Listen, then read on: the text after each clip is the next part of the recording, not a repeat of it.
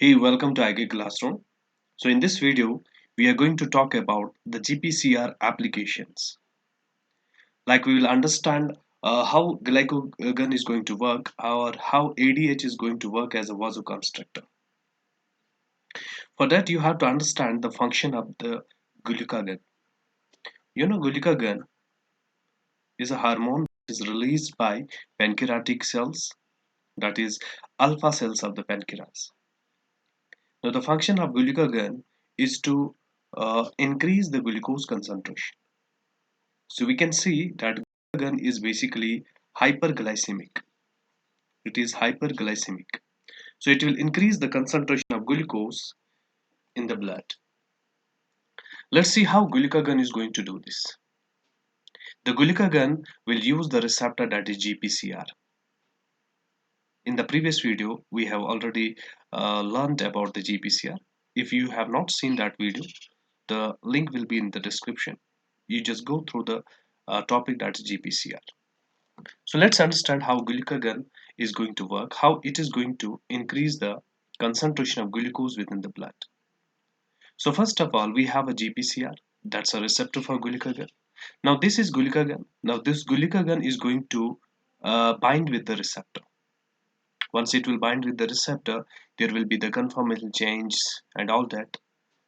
And apart from that, due to the binding of glucagon, there will be activation of this G alpha subunit.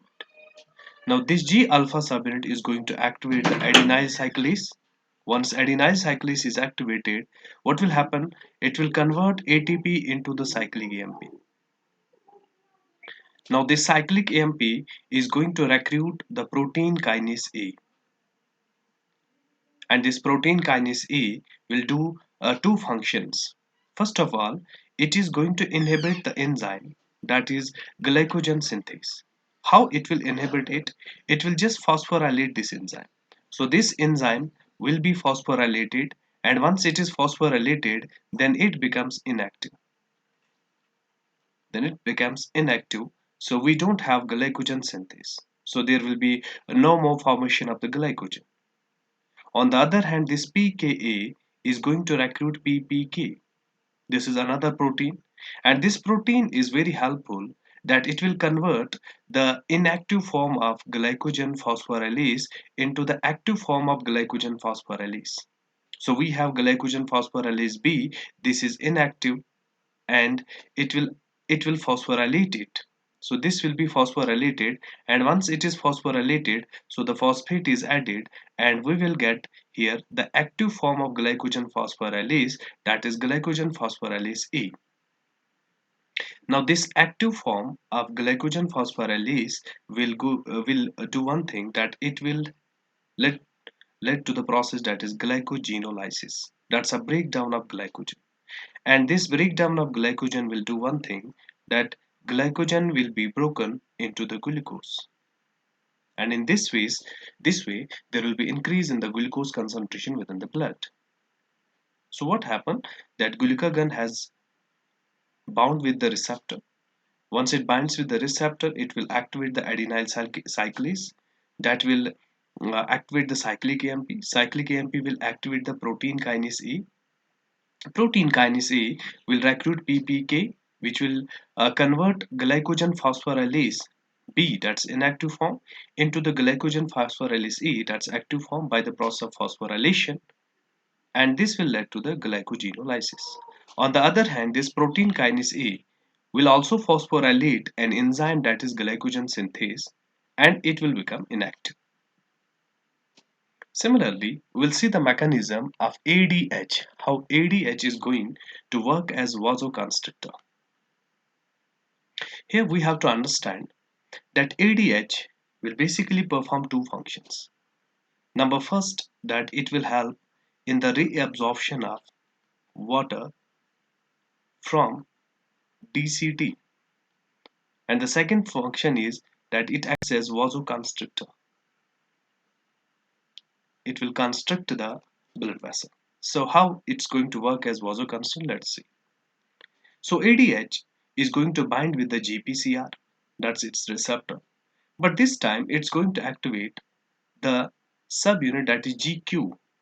This is the basically we can say subunit of the G alpha. Now this GQ, if GQ is activated, it will activate the effector molecule, that is PLC. PLC. Now this PLC in turn will activate PIP2. This PIP2 will now recruit two things. It will recruit two proteins. One is DAG, another is IP3. And we have receptor on smooth endoplasmic reticulum, that is IP3 receptor. Now once this IP3 is recruited, it will go and bind with its receptor. And once it will bind its receptor, then calcium will be released from the smooth endoplasmic reticulum. Now this calcium is going to bind with the calmodulin, that is its carrier. Now this calmodulin will in turn do one thing. It will activate the myosin light chain kinase. Once myosin light chain kinase is going to activate, it will help in the process of vasoconstriction. So the simple is ADH will bind with its receptor, that is GPCR. Here GQ is activated, not G alpha. So that will recruit PLC, that will activate the effector molecule, that is PLC. And PLC will recruit PIP2. PIP2 will recruit two proteins, that's DAG and IP3. Now this time IP3 is going to work. It will act on the smooth endoplasmic reticulum. Basically it acts as the ligand gated ion channel. Once it binds with the smooth endoplasmic reticulum, the calcium will be released, and that calcium will help in the activation of the myosin light chain kinase, which in turn will help in vasoconstriction. Now these are the full form of the proteins we have used here. That's PLC, that's protein lipase C. We have PIP2, that is phosphatidyl inositol 4,5-bisphosphate. We have diacylglycerol. We have IP3, that is inositol trisphosphate. So this was about the application of the GPCR. We have talked here about glucagon and ADH, and these are only the two ligands which use what? GPCR. But it's not only that only these two ligands are going to use the GPCR. We have different ligands for the GPCR. You can see all these are the ligands of GPCR.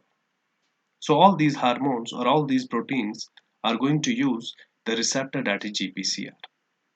We have here glucagon, we have here PTH, parathyroid hormone, calcitonin, epinephrine, norepinephrine, TRH, TSH, CRH, ACTH, GHRH, GHIH. Remember, we don't include here growth hormone. Growth hormone is going to use some other receptor. We have GnRH, that's LH and FSH. We have ADH, oxytocin. We have the responses, olfactory, visual, gustatory. We have histamine, angiotensin second, HCG, and the gastric hormones like gastrin and CCK. Apart from these, we have certain neurotransmitters that are also going to use the GPCR for their functioning. We have acetylcholine, we have serotonin, we have glycine, we have GABA. So they are going to use GPCR. Thank you. Stay tuned.